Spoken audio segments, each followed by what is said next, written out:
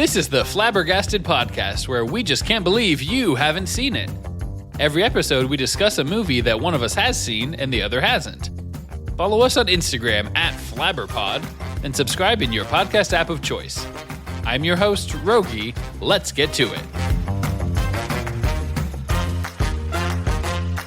Welcome back. Today we are discussing the 2017 Jordan Peele directorial debut, Blumhouse distributed dark comedy psychological horror film. Oh, well, there's so many more. Oh, there's so many of these on IMDb now. Dark comedy, psychological horror, psychological thriller, surprise, suspense mystery, horror, mystery, thriller, Get Out. I'm kind of in here shock. With Jess. I'm kind of in shock because You're I'm thrilled. like, what's the difference between, psychological horror and psychological thriller? Yeah, horror and thriller. To and suspense me, mystery? It's the suspense versus like I don't know. A young African-American visits his white girlfriend's parents for the weekend, where his simmering uneasiness about their reception of him eventually reaches a boiling point. I'd say that's accurate. Yes. It's pretty basic, but it's accurate. Get Out, like I said, is directed and written by Jordan Peele of Key and Peele fame. Less hilarious than Key and Peele skits. And it stars Daniel Kaluuya as Chris, Allison Williams as his girlfriend Rose, and Bradley Whitford as Rose's dad. Jess, I first saw this movie in theaters with my friend Eric in Warsaw.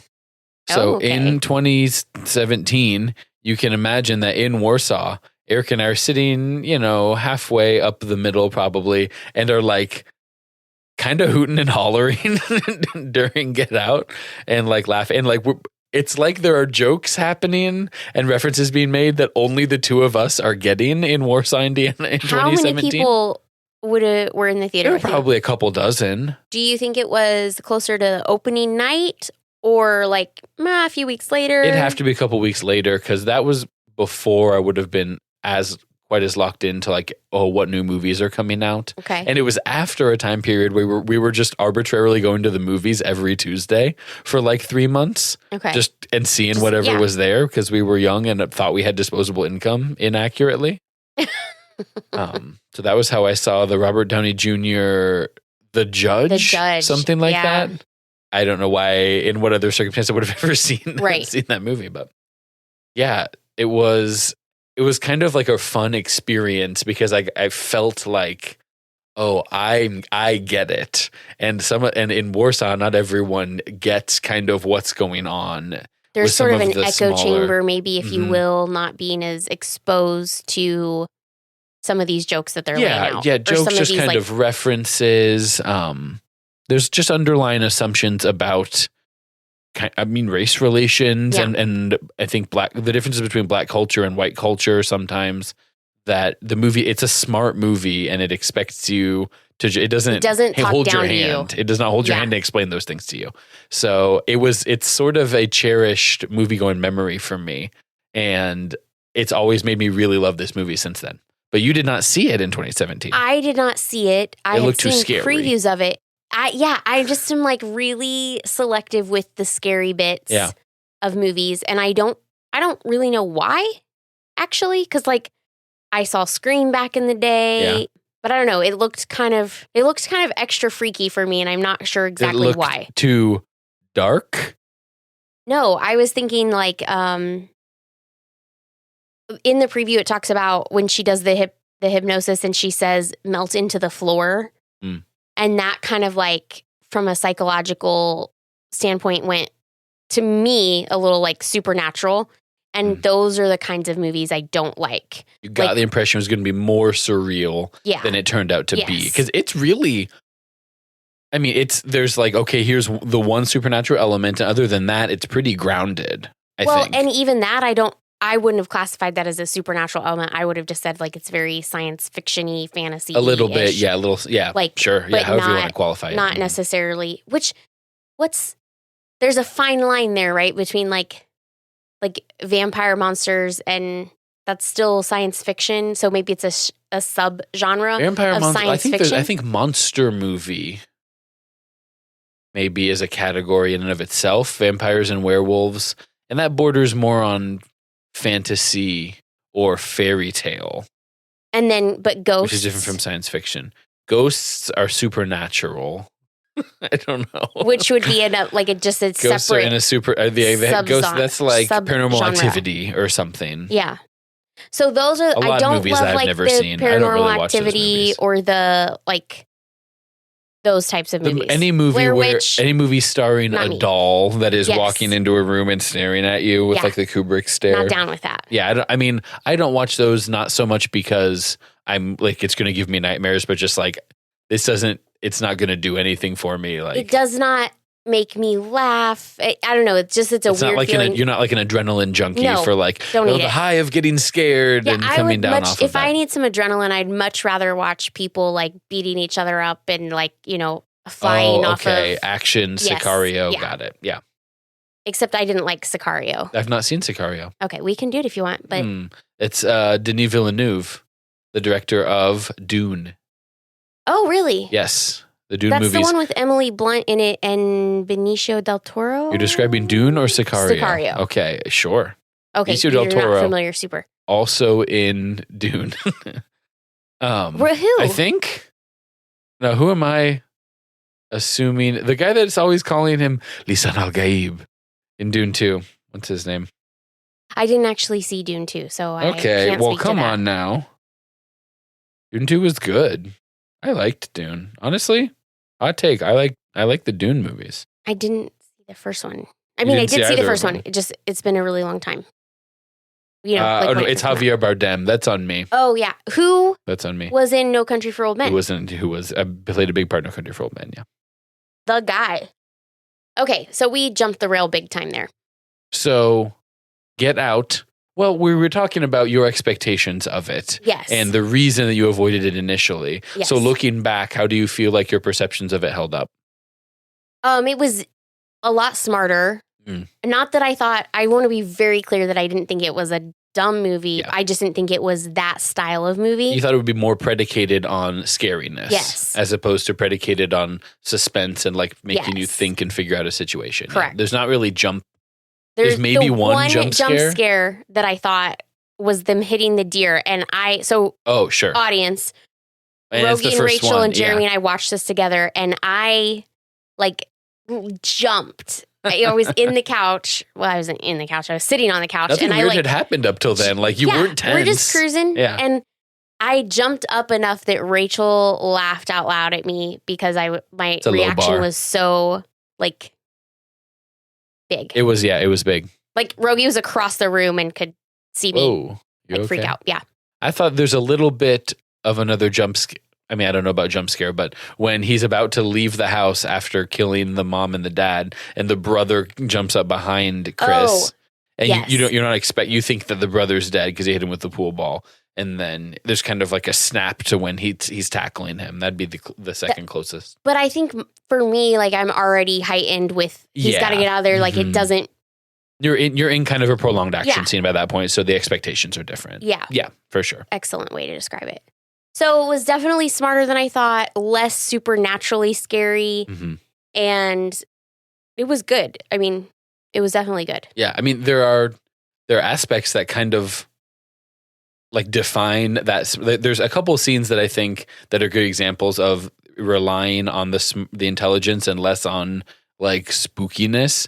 Like when Rod goes to the police station. He's like, look, here's a situation. And it's one of those things where in a movie where you're tracking with him. And there's kind of a parallel scene in Blink Twice when the girls finally realize that both of them have taken some venom and they realize they need to call the police. And they're like, what are we going to say? What will that look like? Let's walk through that conversation. And Rod's like, yep, so my buddy Chris, his white girlfriend, and there's sex slaves and Andre was taken before. And as viewers, you're kind of like, yeah, for sure. Like Rod's doing it. Here we go. And then they just laugh him out of the room. And you're like, okay, that does sound ridiculous, I guess, when you put it that way. You'll have to stop me if I'm saying anything crazy here, but he's talking to a black cop. Yeah. And so I'm watching it and I'm like, okay, she's going to track with him. We got an ally here. Because she understands where he's coming from. And she totally doesn't. She they laugh him out of the room, basically. Yeah. I mean, even with which is funny. Right. It's funny. It is a funny scene. You know. Even in the Black community, there can be Rod's clearly more in the conspiracy theory vein. From the very beginning, he's like, I'm telling you what, the next 9/11 is going to be some geriatric people. Yes. He's like, I got to pat her down too. He's clearly more prone to jumping to kind of extreme conclusions where she's to be a woman, a female black cop in, I don't know, a city, an urban environment, you don't know exactly where they live necessarily. East Coast is what I was thinking, but I don't know why. Yeah, just because it seems like upstate New York is kind of where the parents, it's that sort of vibe, or out in Connecticut or something. To rise to that position, she must have been super no nonsense. She's really put in her time and done the work. I mean, that's kind of all implied. And she's kind of a hard boiled detective that's like, okay, Rod from TSA, what's going on? And when he says that they're sex slaves. The TSA thing just was the joke that kept going, which is funny too. It's really good.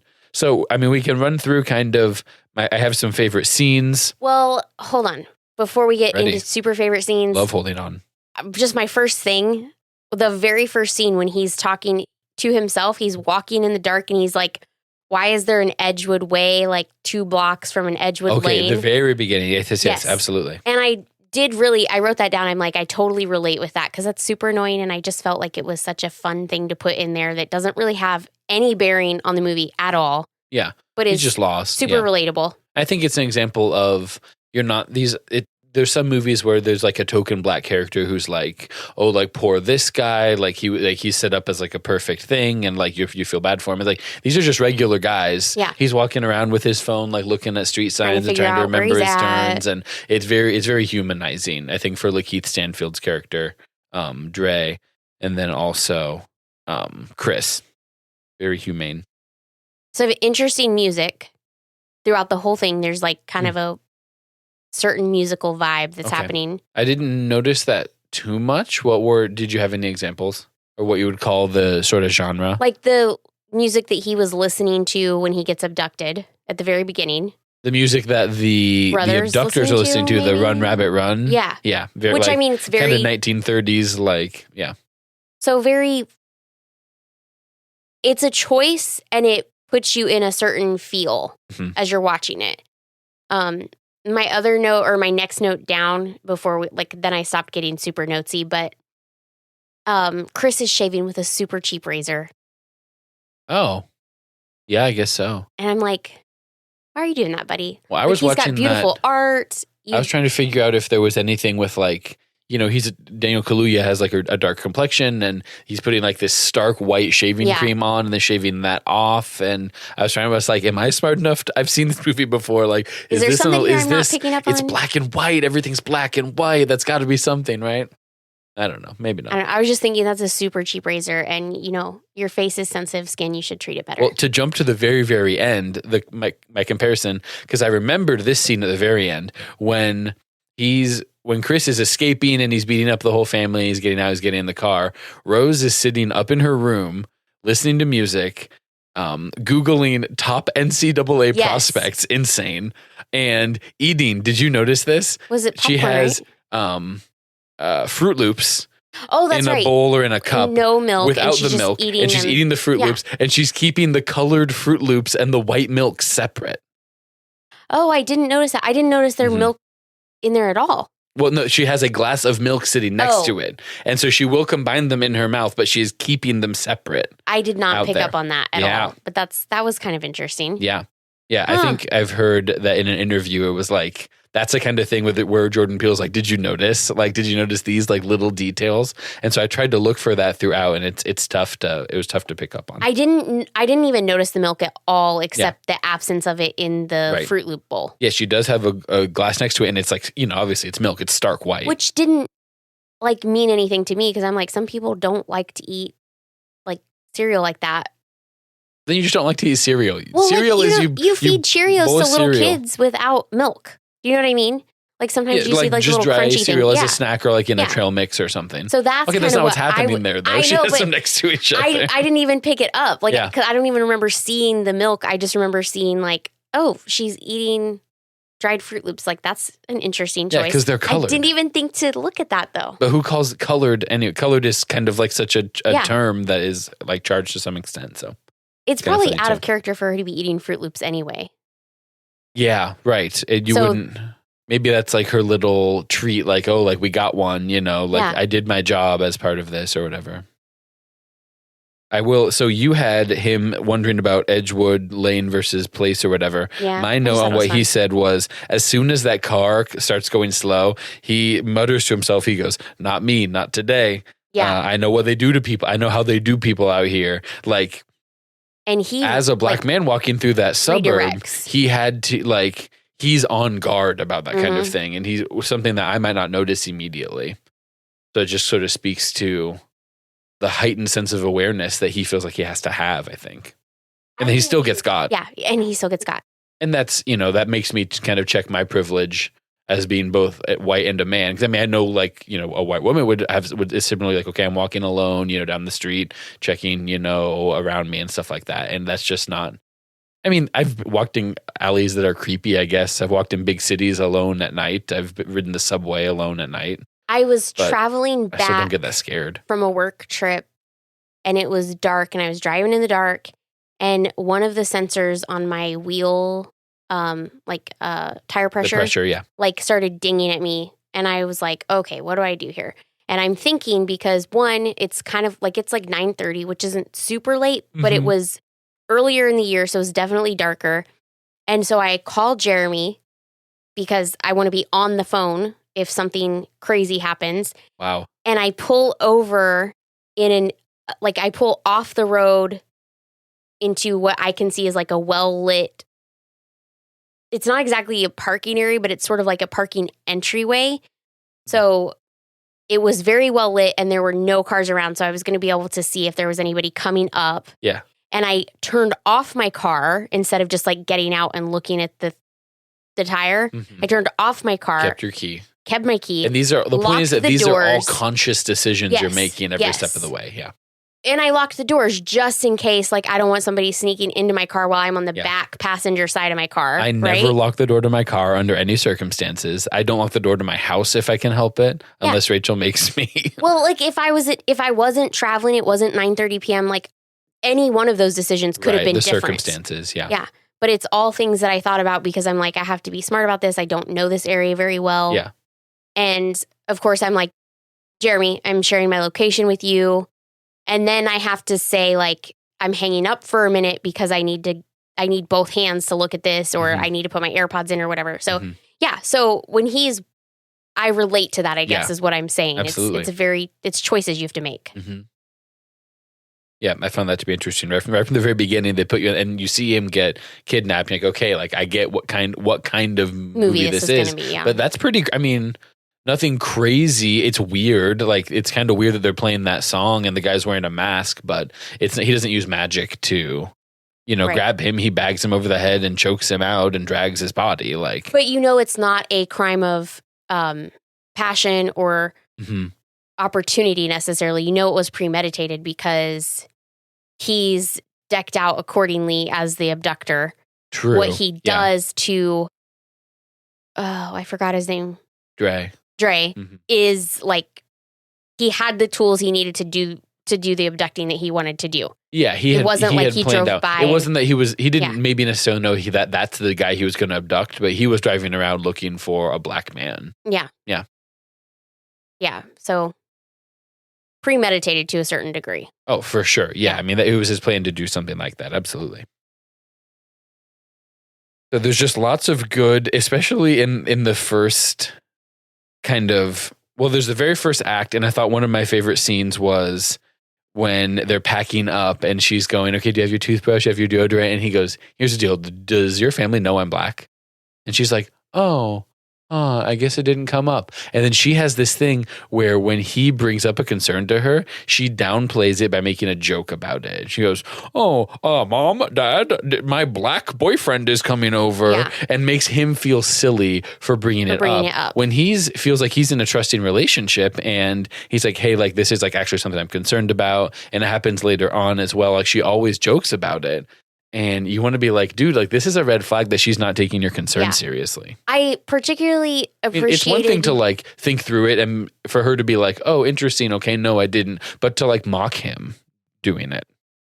I appreciate that it was the woman like downplaying and sort of just from a standpoint as like, you don't ever want to get sucked into this thing where you're making the generalization that like that's something only men do. Right. So I appreciated that parallel in the movie, I think. Can gaslight or be emotionally abusive or whatever. Yeah, absolutely.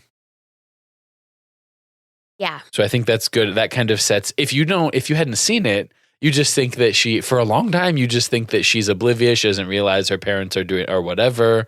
You know, she's like a sweet girl. She's dating a black guy. Like she's not, her first black boyfriend. Yeah. Yeah.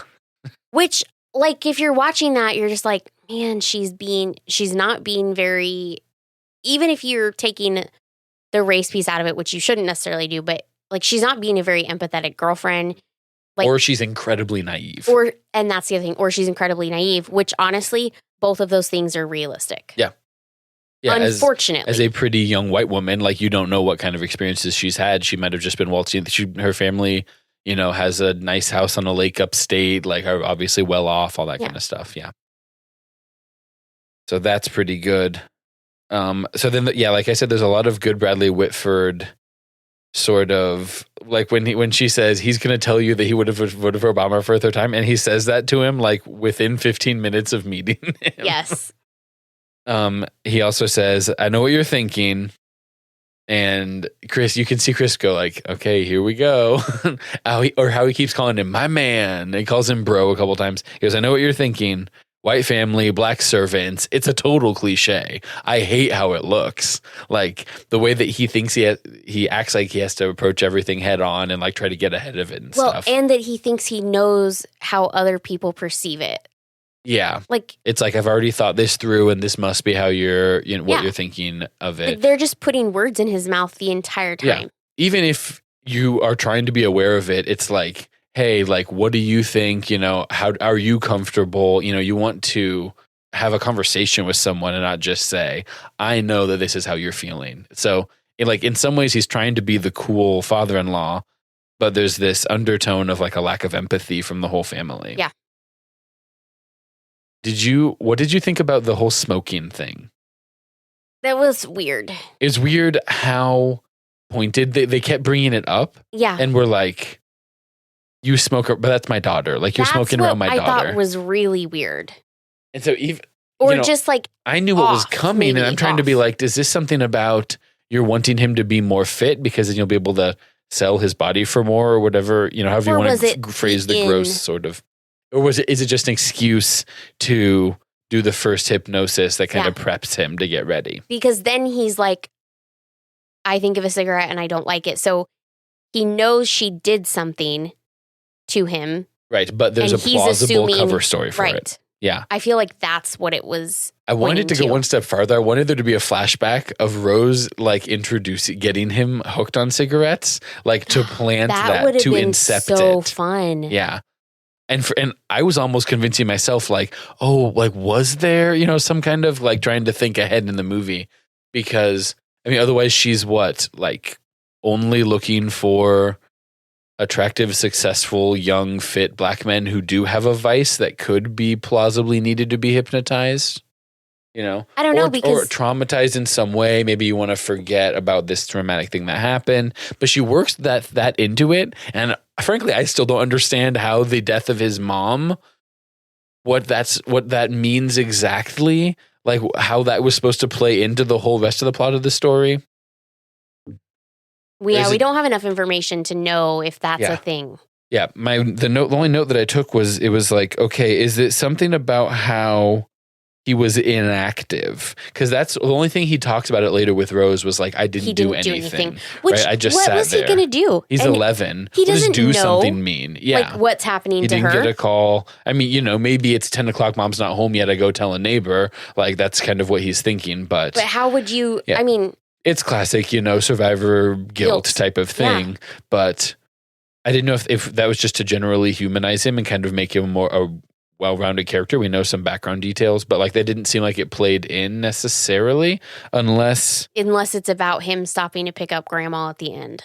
Yeah, and true. Okay, that's interesting. That made it tug on his heartstrings more. Yeah. I feel like I have to do, and that's a black woman laying on the side of the road, which is how his mom made him do what he did. Okay, sure. Like that made him get her, which also pick her up and to try to save her, which also gave her the in to try to kill him again. And I think it's good that at that point, I know we're skipping all over the place in the plot of Get Out, 2017 Jordan Peele. You should go watch it if you haven't.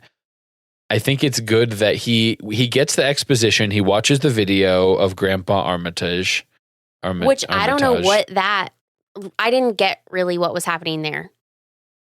It just kind of reminded me of like an old school training montage video that it was like explaining. Well, because then he gets the direct feed to the art dealer guy. Yes. Who says us coming to an understanding about what's going to happen is supposed to make the procedure go better. So I think they're trying to subconsciously prep his brain for understanding what's about to happen kind of thing. Yeah, I don't know how though. Maybe I missed something in the video. They're going to cut out most of his brain, but they're trying to sort of implant to the back of his brain that they're going to leave. They're trying to implant the concept that like, hey, there's something crazy is about to happen, and here's generally how it happens. And so we're trying to share it with you. Yeah. Ahead of time. Otherwise, it's just hubris. It's just like, haha, we gotcha. Yeah. Like the evil villain, like telling you his whole plan, which I think there's definitely maybe to some extent. I mean, they're confident. I do not have any psychology therapy background, so I want to be very clear about that. Disclaimer. But I think there is something to an acceptance. So if they're prepping it, like you said, something crazy is going to happen. So they're setting the stage for it. And then there is something to, if he just accepts this as his fate, it will be more successful because essentially he's going to be giving up his ownership of his something about autonomy, the neurons in his brains are going to be firing less aggressively, and that's going to make it easier to cut it out or whatever. So I'm on board. That helped me chain that together better, I guess. Yeah, I think it's something like that. But I like that even after watching that, and then he has the conversation with the guy about exactly kind of the steps he's going to go through. Mm-hmm. He still doesn't fully put it together when he hits grandma. He isn't like, nope, that is the white grandma. Like, I need to leave her there, even though she's in this, black woman's body.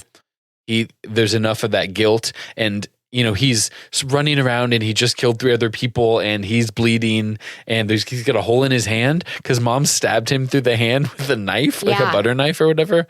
It makes sense that he wouldn't be like coldly calculating, okay, no, I should not get her. He's like, okay, shoot, okay, I'll grab her. Like, those are kind of decisions you would make in the moment. And so I appreciate that imperfect hero kind of thing.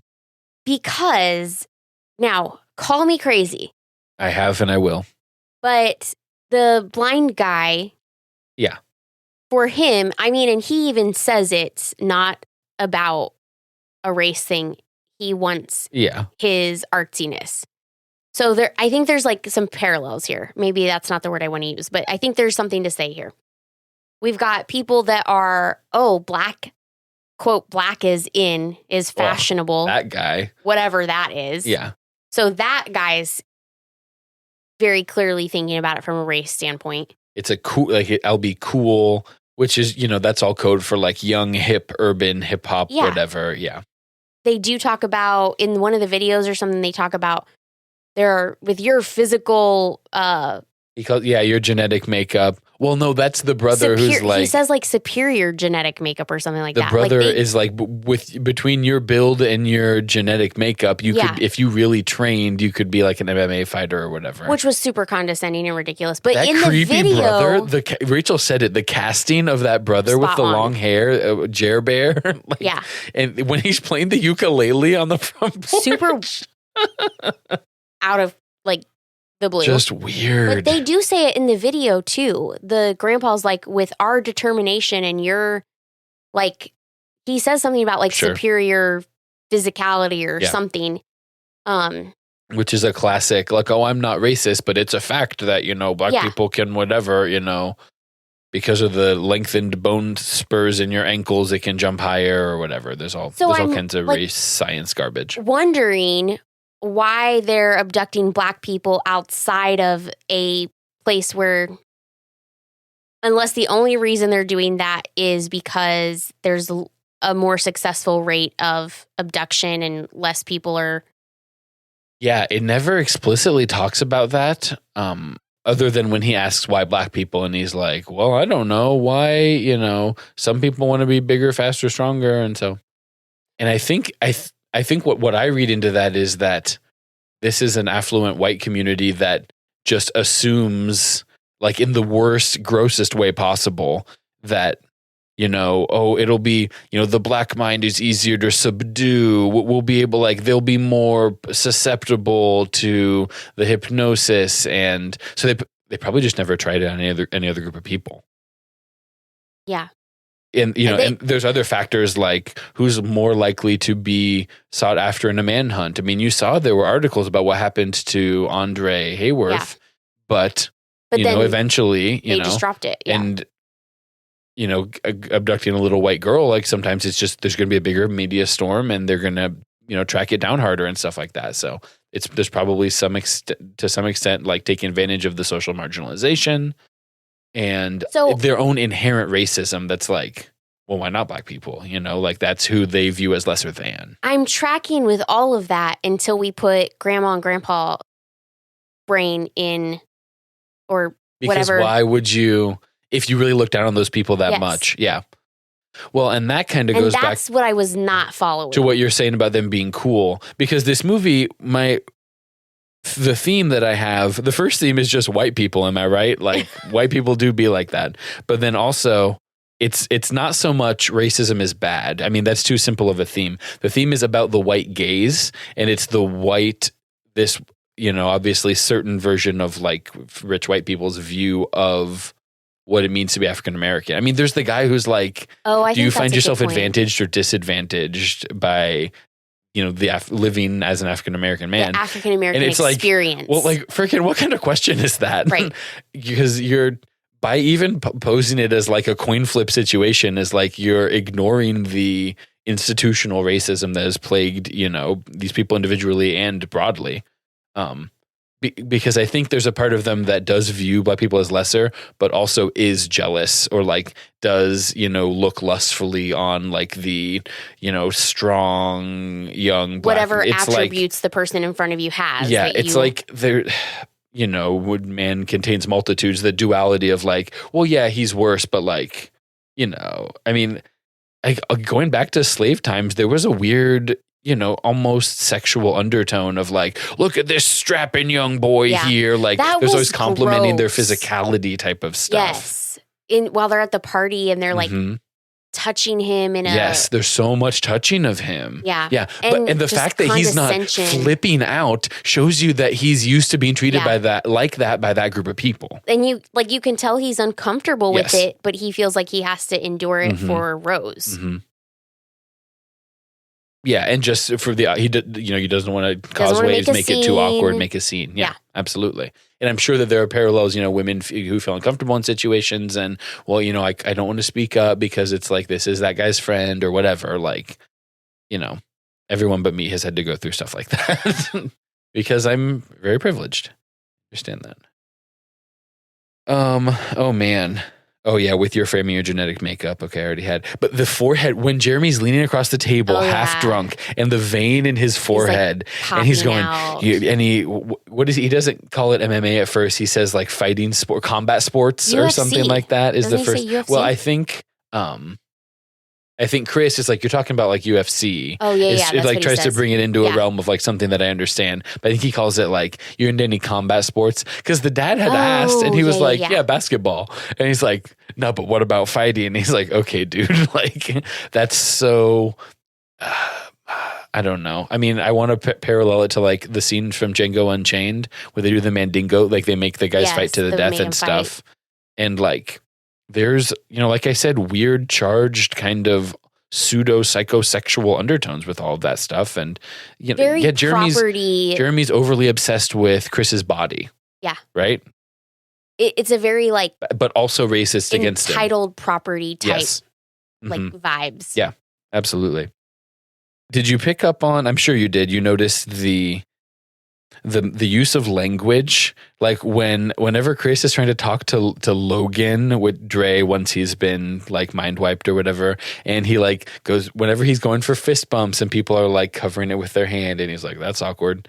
Or he talks about, when he's talking to Georgina, to the grandma, about like not wanting to, like, I wasn't trying to snitch on you, and she's like, snitch? Oh yeah, and then he's like, yeah, I'm not trying to rat you out. Like he's like going wider and wider with his phrasing, and then she's comes like, up with tattletale. Yeah, and it's like, oh, got me, tattletale. Like I said tattletale when I was a kid. Like, so what a white way to say it. I was thinking, but we say snitch and rat too. Yeah, for sure.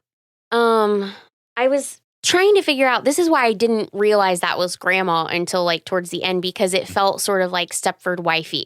Okay, I've not seen it. Okay, well, it felt sort of like maybe they next pod. We continue to chain. I don't know that it's that great. Sort of like they were like I bought into them being brainwashed right away. Early on. From the staring. Yeah. Like how do you think you're being subtle? You know, they're so, I mean, I am interrupting you and I shouldn't be. You absolutely are making a point. But the family is so proud of themselves and caught up into like, we have this down to a science and nobody knows, and we can have all these people over. Think how many possible leaks there are every time they have this giant party. Right. Every one of those people meets the threshold of racism that they're not going to tell anyone about what's going on because they're so cocky and confident that they have this down to a science. And like, yes, obviously, like it's a complicated medical procedure, and to have done what they did is, you know, heavy air quotes, like unbelievable. Like it is, they have clearly made advancements, but they think that it's perfect. And it's like the grandpa and grandma are acting so weird all the time to any outsider. You know, they just think they've got it all wrapped around their fingers, but it's like, this is actually pretty, and it's also pretty easily solvable with the flash of a camera. You know? Yeah. Turns out. Who knew? Okay, I'm so sorry. I cut you off. I bought into the brainwashing for sure. Yes. The mediocre brainwashing. I did not buy it. Like I didn't even see grandma and grandpa coming. Like, because that's who it was. That's who it was. You knew there was someone who had been brainwashed. I knew that they had been brainwashed to a certain extent. Yeah. Because I thought they're acting too perfect. They're not personable at all. Yeah. They're acting very robotic, right? Yes. So that's like the sign, brainwash. Now, I think that it was, and I still don't know that I track it necessarily, because they still, even though they aren't treating them like, I didn't catch on to them being treated horribly, but they were still very clearly treated like servants or whatever. Yes. And so you wonder do they only treat them like that on these weekends when they're having to do the charade for a little bit, right? And then normally the rest of the time it's just grandma and grandpa, or is it normal because they can't not be racist because they're in these black bodies? Yeah, that is interesting, because they can't just be fully grandma and grandpa. Because you get Georgina always staring into like the mirror and like playing with her hair and looking at the scar line and stuff. You see some of those shots of her acting weird. I didn't notice that's what she was doing. Right. Yeah, it's not obvious at the time. Well, yeah, she was just acting kind of odd. Like I thought she's just like some kind of Stepford wife robot that like hair, like, you know, brushing does it everything away. slowly and is too obsessed with her appearance and stuff. Yeah. It's the scene. It always gets me when the grandpa sprints dead at Chris, and you're like, "What is?" Even once you know it's grandpa, you're like, "What is happening?" He's just too obsessed with being in this young, strong body, and so he's aggressively chopping wood and sprinting around. Like, very weird, or very off-putting. Yeah, and I'm trying to expand my weird vocabulary. Yeah, but weird works. You know, it is weird.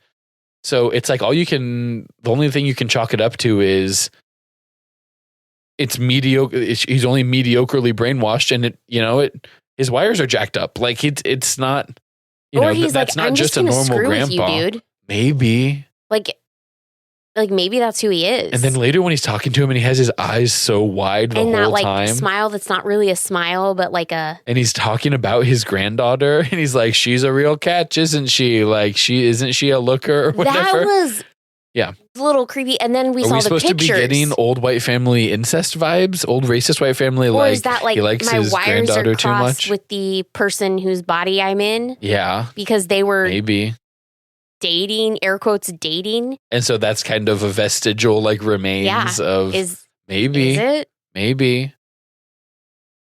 I just assumed it was him being an old and creepy dude. I mean, she's pretty, obviously. And so it's like, he has to keep reminding himself, oh, wait, that's my granddaughter or something. I don't know. I don't know.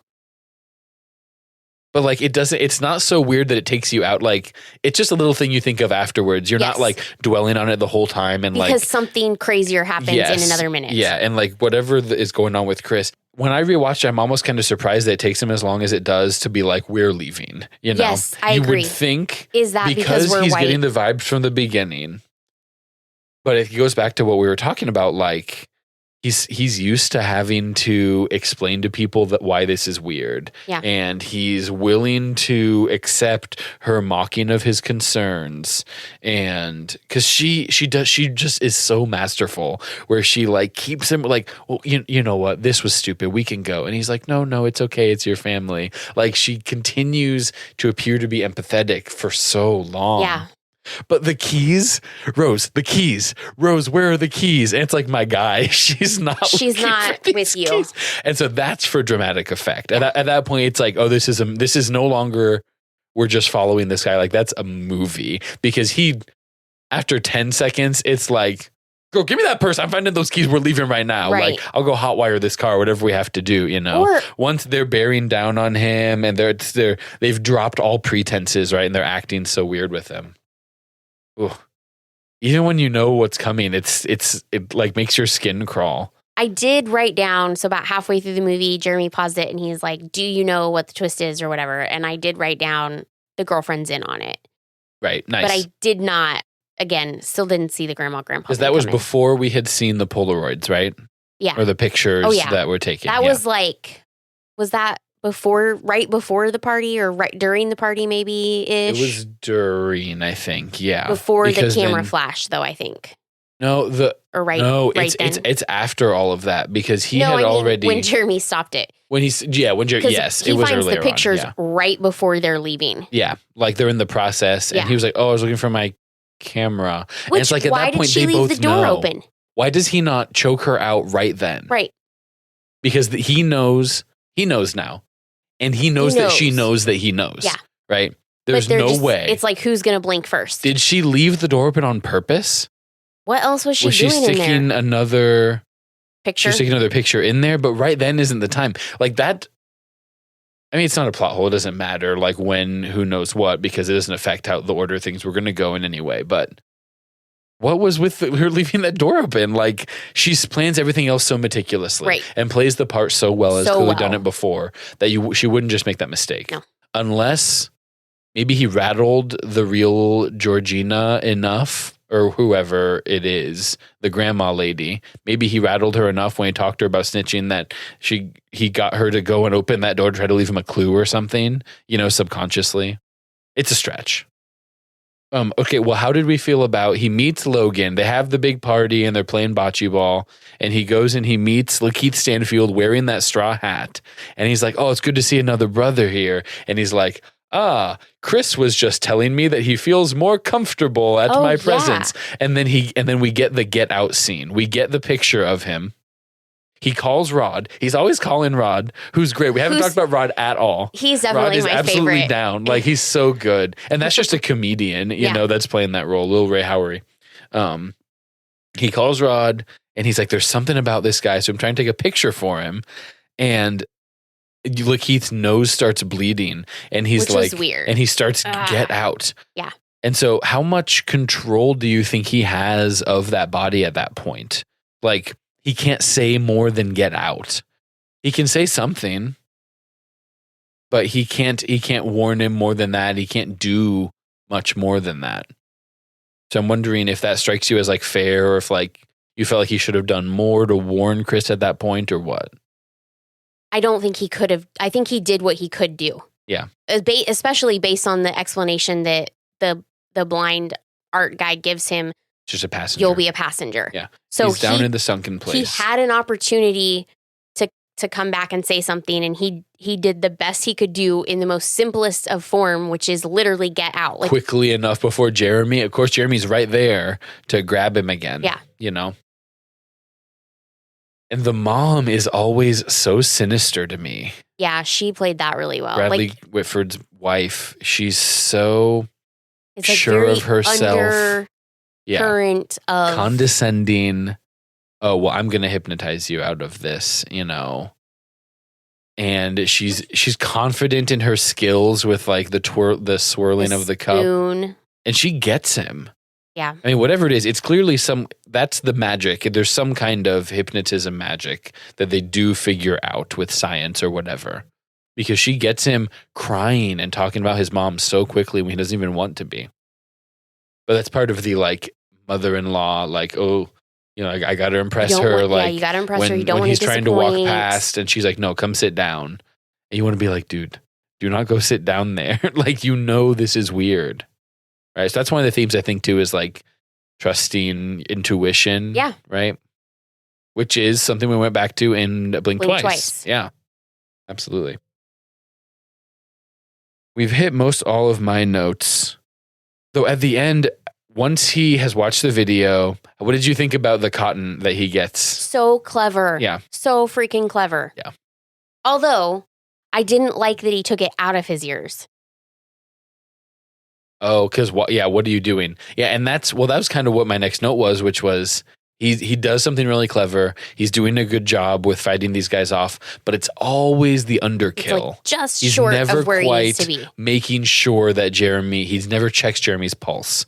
Even when he stabs the dad with the antlers, I couldn't remember. I was like, does he pop back up? Because he doesn't. He kind of walks away and then falls down, but you can never be 1,000% sure. From the self-defense blurbs that they tell women all the time, you're not supposed to, like, the point isn't to kill your attacker or it's to, like, incapacitate them enough that you can get away. Gotcha. So this is more of a parallel to that. I think it probably is because I want to be in my action movie mode. Banging on him until he's sure he's dead. That's precious moments he's wasting from up or whatever. Yeah. I want to be in my like this isn't we've crossed over the line to be in an action movie mode. You know how dangerous all of this is. You need to make sure that because I mean Jeremy comes back and retackles him, you know, and almost gets him. Yeah. Before he realizes he has that knife and can stab into his thigh. So like. Yeah, even in that situation, and then he rescues Grandma. He doesn't, you know, he's just a dude. Like he's not John Wick. Like he's not. He doesn't want to murder all of these people, you know. But it's a little like, come on, like you're the black man that's going to escape at the end of a horror movie. Like finally, you know, do it. Yeah. Make sure you can escape, buddy. That's when it starts becoming becomes more and more of a movie. It's less of a like documentary sort of. It's never a documentary, but like just less following someone and like action. Explaining something to me. It becomes more actiony, trying to make that point at the end. Yeah. So I think we've hit my favorite scenes. What about them playing bingo? Okay, and he's just going to. You're assuming he means millions, right? I don't silent bingo. I know that he's talking about money. That's all I know. Yeah. Yeah. And he goes from 5 like all the way to 10 and that our dealer is never going to back down. But just the way like I mean it's not even a parallel. Like it's just an auction. It is literally like it's just literally a slave auction. And I wrote that down. Literally an auction for Chris. Yeah, on the nose. On the nose. Yeah. And it's so when he's talking to that guy, the blind man who kind of gets it a little bit more. He's like, oh, all of those idiots out there, like, you know, I'm sure it's frustrating. Like Chris immediately feels more at ease with a dude that's just shooting straight. And then that's the same guy who's like, well, I'm not racist. I just wanted your photographer. And it's like, well, no. Like that's a classic version of like, no, I understand how it looks like it's racist, but I'm not like who wants to absolve. So he wants to participate in the slave auction, but absolve himself of the sin. Yeah. Yeah. Which is his out or his. I have a good reason. Yeah. Yeah. And so the question is, would he have done it with a non-artistic person? Like, did they just know their audience so well that they picked. Well, because she's looking for NCAA athletes later. And so maybe he was like, hey, for this one, go try to find a young, really successful Black photographer. Yeah. I mean, I wonder. I think there's something to that. I bet they did. I never even thought about that, like picking how they pick the targets. And probably the family sits down together and kind of talks through it with Rose about what's going to be the best move. Such a successful movie at creeping you out when you want to be creeped out, I think. We didn't really talk about much with Rod. He's getting the calls. He's acting. We like Rod because he's the viewer. He's acting rationally. Yes. He's speaking to what we're seeing, right? Which is convenient. He just happens to be right because he's kind of a nut who is willing to jump into a conspiracy theory immediately. Whereas like, holy crap, it is sex slaves. They are sex slaves, which is close enough, you know. When Jeremy and I first met each other in person, I drove over to his house, which is like 2.5 hours away. And I remember making the conscious decision, like, I'm going to take my own car because, like, I wanted to be able to have it. I honestly remember making sure, like, that I parked in the driveway in a place where I could exit the driveway if I needed to. Yeah, we were taught to do that at DCS. Because you don't want to get parked in. I hadn't ever met him in person. We had just talked. So like, even though he's going to his girlfriend of 5 months-ish, and he's meeting the parents. Yeah, 5, I think. Yeah. I'm like, there's something to like driving yourself or whatever so that you have an out. Her like, having the keys, dude. Yeah. He didn't have a car though, right? Like that was part of the thing. I don't know that it was. He didn't have his license. He had the state ID. Yeah. And she continues to endear herself to him by, standing up to that cop in the very beginning. Was the cop in on it, do you think? Who knows? I mean, she couldn't have planted a deer for them to hit. No. But does the cop know, like, oh, it's quote this is auction Armitage weekend family or whatever? I don't know. I think he was reacting pretty genuinely, which is to say kind of racistly, Yeah. And she just knows to play it that way, to try to pull the strings to get the sympathy, you know, and just really continuing to like almost like a tick, like digging into like, no, you do need me. It's like make it a symbiotic relationship. It's super red flaggy because it's red flag enough, but then you do something that like makes them look the other way, kind of thing. He's like, you got on your racial flow, like that was hot, like he liked it. It worked because I mean she was standing up for him and standing up for her man or whatever and doing the right thing. So we got to trust our instincts. We got to not be racist. Is there any other takeaways? Yeah, you need to have a battery pack for your freaking phone. Gotta charge your phone. What the heck, dude? You cannot be letting Georgina unplug your phone like this, my guy. You gotta have your phone more charged. He just doesn't have his phone on him ever. Like it's always up there in the room. Yeah. He's rarely carrying it around. I'm not about that life either. No. I mean, it's fine if I'm like at your house with you and Rachel hanging out. Is this like the patrician, this is the fancy white people party and, we don't carry our phones around because that's too gauche. Like he's trying to fit in kind of thing. Why don't you put him in a bag and give him to Stace? Yeah. Oh, right. Yes. Yeah. From, I was like, what are you talking about? Yeah. I mean, I get it at a concert where it's like everyone be in the moment or whatever, but as soon as he starts to get the weirds, as soon as they drive by and see the grandpa like smiling and staring at him as they drive in, like he's got to be taking a little more precaution. So shout out to Sid, the dog, a pretty normal dog, never does anything weird. Or fun. Just hangs out with Rod. He's just chill. Yeah, he's just chill. Rod does take him into the police office for no reason. I totally appreciated that. Why is Sid in so much of this movie? He's just always in all of the Rod scenes. But, if you have somebody dog sitting for you, that's the person you want dog sitting for you, right? Yeah, for sure. He clearly loves Sid. Yeah. He's taking care of him. He's hanging out. Yeah. I mean, we have lots of really good friends, and only very few of them would we ever actually ask to dog sit our dogs because no one has ever loved two dogs more than Rachel loves Fred and George. And so she has an extremely... Then Rachel loves Fred and George. I love Fred and George so dearly.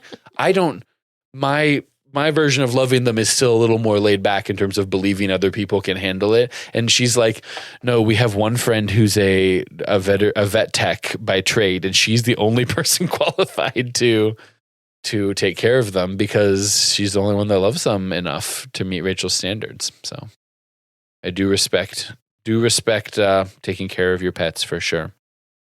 This makes me want to see, it makes me frustrated myself that I've never gone out of my way to see the other Jordan Peele movies. I think we should just add them to the list. We should do Nope and we should do Us is the third one. I think so. Or maybe it's Us and then Nope. Another one that has Daniel Kaluuya, who I think is great. I mean, we haven't talked about the acting at all. I mean, everyone's really great. good. I mean, Bradley Whitford is hitting all the notes from trying to ingratiate myself with my daughter's black boyfriend, but in a old, definitely an old dad white guy. way. Yeah. And Allison Williams is so on his side until she's not. Which did you notice? Like after the turnover, like her hair's in a high tight ponytail. Oh yeah, I did notice that actually. Like and Rachel, I think even pointed out like her dress even changes because that's the real her, right? That's what her family is actually. That's how they actually raised her to be, and she's only cool, hip, modern girl when she has to go into the city to catch her prey. Essentially, catfish. Yeah. Yeah, I mean, she really, she's not who she says she is, but it's not physically, it's on the inside. Yeah, 100%. We already talked about Brother Jeremy, excellent casting. Is it Catherine Keener who plays the mom? It is Catherine Keener. Sure. Is really good. Betty Gabriel and Marcus Henderson, shout out. They're the servants. Those are the grandma and grandpa. Blind guy, you feel like you've seen that actor before. So many times. I feel like I've heard that actor before. His voice was super distinctive. Stephen Root. Let's click on Stephen Root here and see what we know him from. IMDb is pretty good about giving the best known for. He has an Emmy, a primetime Emmy. He's in Office Space, Barry. He plays a few characters in King of the Hill. What did you say his name was again? Stephen Root. He's in Barry. Have you seen Barry? I have not. I've also not seen Barry. What the heck? I don't know any of those movies. Velma. A lot of, he's definitely a fairly prolific voice actor. He's been in some different. Maybe that's, I just recognize his voice. Animated stuff. Lower Decks. Oh, just one episode looks like he's in Succession. Amphibia. Is that like a Rick and Morty spinoff? He was in Bombshell. I saw that. The Cinnamon Bear, A Haunted Adventure. 14 episodes, the podcast series. What is anything? Simpsons. I don't know. I don't know what you know this guy from. I don't know, but his voice is just super distinctive. Man in the High Castle. Oh, wait. He was in Man in the High Castle? Yeah. Hawthorne. That's what I know him from. Abinson. I think that was it. That's what I know him from. An episode of Veep. when he was in the newsroom. Probably. No, he was. I'm saying it because I saw it. Great. But yeah, I know him from that too. Don't know that. I love. Everybody was just really cast really well. It's really well cast because nobody takes you out of the movie. There's no stunt casting. There's no bringing in this super famous person just to be whatever. Jordan Peele clearly had a really strong vision. You know, he's writer, director. He has a lot of pull. He's getting exactly who he wants and fine tuning it. So yeah, I love Get Out. I will watch it again. I almost assuredly. What's your big picture takeaway? I would definitely watch it again.